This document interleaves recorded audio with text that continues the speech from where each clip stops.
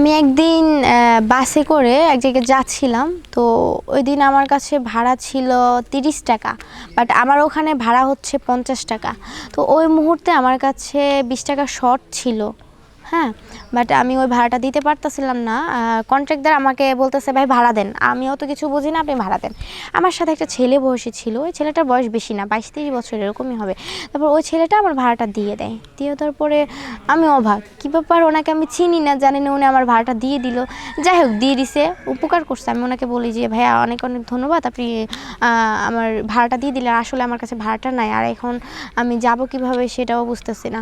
এবার ছেলেটা কী করছে, আমার আসার ভাড়াটাও দিয়ে দিল। আমি বুঝতেছি না, উপকার করছে। যাই হোক, ওনাকে অনেক ধন্যবাদ দিলাম। এরপরে ওনার নাম্বারটা আমি নিজেই বললাম যে ভাইয়া আপনার নাম্বারটা দেন, আপনি আমার উপকার করছেন, আমি আপনার ব্যালেন্সটা দিয়ে দিব আপনাকে। পরে ওনার কার্ডটা দিল, দেওয়ার পরে ওনার সাথে আমার কথা হতে থাকে। কয়েকদিন কথা হয়, এরপরে কথা হয় না। এরপরে যখন আমি ঢাকায় আসি, এরপরে ওনার সাথে আমার কথা হয়। এরপরে উনি বলে যে আসো একদিন মিট করো আমার সাথে। হ্যাঁ, তো আমি ভাবলাম যে লোকটা তো অনেক ভালো, আমার অনেক উপকার করছে আমাকে। ওই দিন যদি ভাড়া না দিত, ওই দিন আমি কী করতাম, অনেক সমস্যায় পড়ে যেতাম। আমি বিশ্বাস করছি লোকটাকে অনেক। হ্যাঁ, লোকটা দেখতে অনেক সুন্দর সুন্দর দেখে, ভদ্রতা দেখে, শিক্ষা দেখে, আমি সব কিছু দেখে বিশ্বাস করছিলাম যে লোকটা আসলে ভালো। পরে লোকটা আমাকে বললো যে তুমি চাইনিজ আসো, মিরপুর চাইনিজ। আমি গেলাম, যাওয়ার পরে ওখানে আমার যাওয়ার ভাড়াটা ছিল না।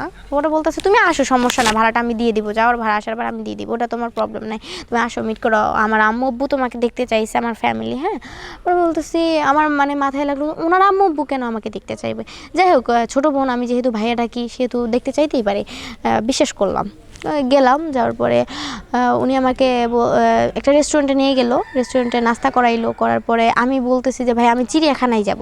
হ্যাঁ, আমি বাসে টাসে যাবো না, আমি চিড়িয়াখানায় যাব, ঘুরতে আসছি, ঘুরে আসবো। ওরা বলতেছে এখন চিড়িয়াখানায় যাবো, আমার তো অফিস বন্ধ হয়ে যাবে, এখন আজকে অফ ডে, অফিস খুললে তো আমি তো আমার বাসায় নিতে পারবো না। চলো প্লিজ প্লিজ, সমস্যা নাই, তুমি আমার বিশ্বাস করতে পারো, আমি তোমার কোনো ক্ষতি করব না, আমি ওরকম ছেলে না, আমাকে দেখে কি মনে হয় এরকম ছেলে। তারপরে কি করে ও আমারে অনেক কথা শোনায়, অনেক কিছু বলে। বলার পরে আমি বিশ্বাস না করলে আর পারলাম না। আমি গেলাম, ওনার বাসায় উঠতে থাকি। উনি আমার অনেক আগে চলে যায় যে তুমি আমার পিছন পিছন আসো। আমার মাথায় সন্দেহ ঢুকে যে উনি যদি ওনার বাবা মাই দেখতে চায়, তাহলে উনি কেন আমাকে বলবে যে তুমি আমার পিছন পিছন। আমার মাথায় এত কিছু আসে না যে উনি আমার সাথে খারাপ কিছু করবে, এটা কখনোই আমার মাথায় আসে নাই। আমি বিশ্বাস করছি লোকটা অনেক ভালো।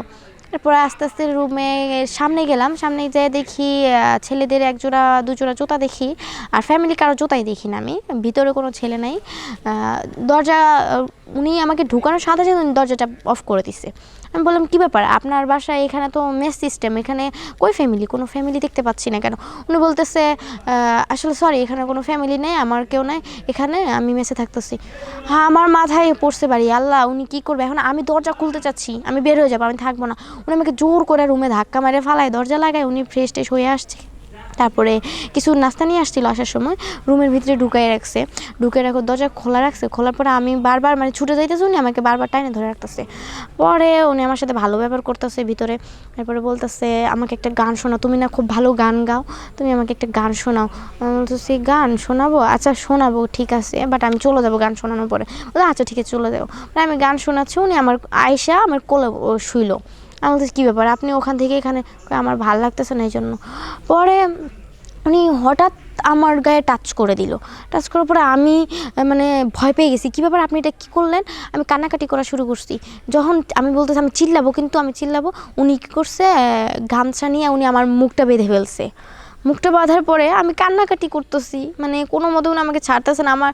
এরপরে যখন মুখ বাঁধার পরে আমি হাত আছে দুইটা, আমি হাত দিয়ে কোনো মতে কিছু ওনার সাথে পারাপারি করতেছে। উনি কী করছে, আমার হাত দুটোও বেঁধে ফেলছে। বেঁধে পড়ার পর উনি আমাকে মানে কী বলবো, এক হিসেবে ধর্ষণ, উনি আমাকে ধর্ষণই করলো।